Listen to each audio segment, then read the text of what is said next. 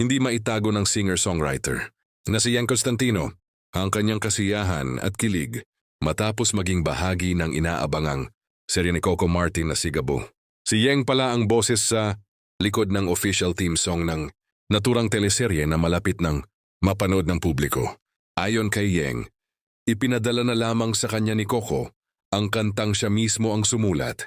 Sa unang pakikinig pa lamang ay nagustuhan na agad niya ang mensahe at emosyon ng awitin.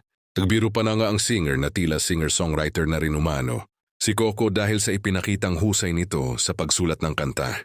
Ikinuwento rin ni Yang na humingi siya ng pahintulot kay Coco na gumawa ng ilang pagbabago sa lyrics upang mas maging maayos ang daloy at mas tumugma ang mga linya sa himig ng kanta.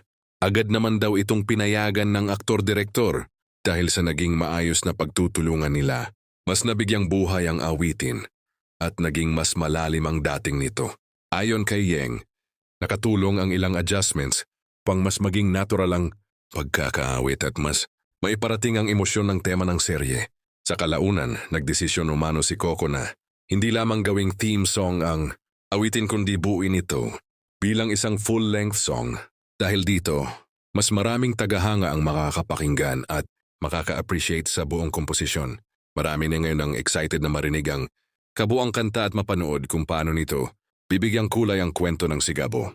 Para kay Yang isang karangalan ang makatrabaho si Coco Martin sa proyektong ito at maging bahagi ng isa pang makabuluhang obra na tiyak na aabangan ng mga manonood.